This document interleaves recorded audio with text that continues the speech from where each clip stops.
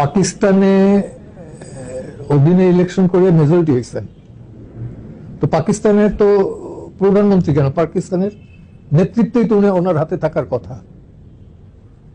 প্রধানমন্ত্রীর বিষয় না, নেতৃত্ব। প্রধানমন্ত্রী মেজরিটি দল যাকে করে তাকে, তো মেজরিটি দল তো আওয়ামী লীগ, তো দেয় নাই কেন? এটা যদি উনি চাই থাকেন তাহলে পাকিস্তান দেয় না কেন? পাকিস্তান দিল না কেন? উনি মেজরিটি, উনি চাইছেন, তাহলে দিবে না কেন? গাড় জোর না হাঁটুর জোর? আর ৭ই মার্চের বক্তৃতা উনি কি বলছেন? আমি প্রধানমন্ত্রী, পাকিস্তানের প্রধানমন্ত্রিত্ব চাই, এটা বলছেন না চাই না। একটু খেয়াল করা উচিত। এখন প্রত্যেকটা শব্দের যদি এরকম আমরা ভুল খুঁজতে যাই, দাড়ি, কমা, সেমিকোলন, উনি তো লিখিত বক্তৃতা পড়েন নাই। উপর কাছে বলে একটা শব্দ আছে ৭ই মার্চের বক্তৃতায়, তার মানে কি এটা তো একটা শাব্দিক অর্থে ভুল।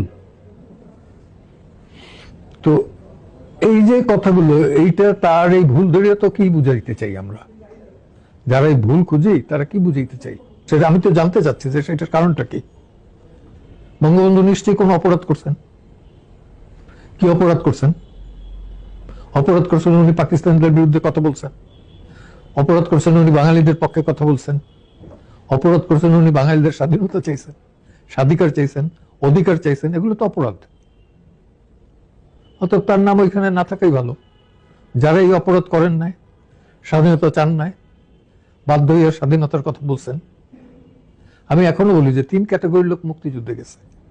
এক ক্যাটাগরির লোক যারা মোটিভেটেড অবস্থায় গেছে, যে দরকার হয় এখানে ২০ বছর যুদ্ধ করব, দেশ স্বাধীন করে ছাড়বো। আরেক দল গেছে, এই পাকিস্তানি আর্মিরা র্যান্ডাম মারতেছিল, ওই ভয়ে বাঁকছে। আর এক দল ঢুকছে শেষ সময়, এইটা খেয়াল করে দেখো, যারা দেখছে না ওর বাঙালিরা তো জিতবে, এই যুদ্ধে তো জিতবে, এখন যাই এদের দিকে। এরা মেইনলি ওয়েস্ট পাকিস্তান থেকে ঢুকছে। এই ৩ ক্যাটাগরির আছে। তো ৩ ক্যাটাগরির ভেতরে কাদের আমরা সঠিকভাবে তুলব? প্রথমে যারা মোটিভেটেড ছিল তারা, তাই তো? এবং তারা গালি খাইছে, তারা ইতিহাস অবাঞ্ছিত, তারাই সবচেয়ে নিগৃহীত। এবং আজকে যেমন শেরজুলুম খানের জন্মদিন, ৮৩ না ৮৪তম জন্মদিন, তো সেইখানে সে কি পাইছে জীবনভর? এই নিউক্লিয়াসের চিন্তা তার, স্বাধীনতার চিন্তা তার, পতাকার চিন্তা তার। ৭০ সালের ১২ই আগস্ট, আমার যদি মেমোরি ভুল না হয়, ৪২ বলাকা ভবনে ছাত্রলীগের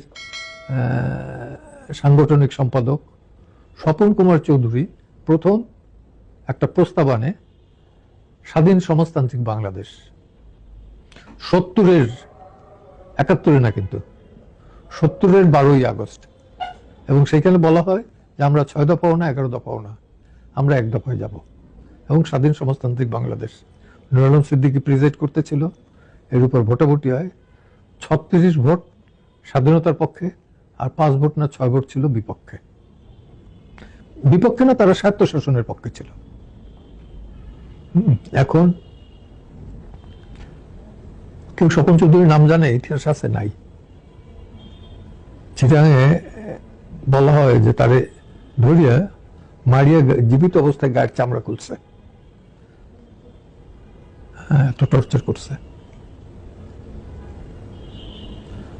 তো সেটাই আমি বলি যে বিভৎসটা তো তোমরা দেখো নাই, নিউ জেনারেশন দেখে নাই, যে কারণে উপলব্ধিটা করতে পারে নাই। নিউ জেনারেশন রেপরে এনজয় করে, উপভোগ করে। রেপ হইতেছে কিভাবে হয়, তাহলে আমি পার্টিসিপেট করি। কিন্তু যখন এটা নিজের মায়ের উপর দেখতো, নিজের প্রেজেন্সে, নিজের বোনের উপর দেখতো, তাইলে বুঝতো যে ফিলিংসটা।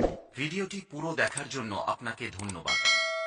চ্যানেলটি সাবস্ক্রাইব ও লাইক কমেন্টস করে পাশে থাকুন।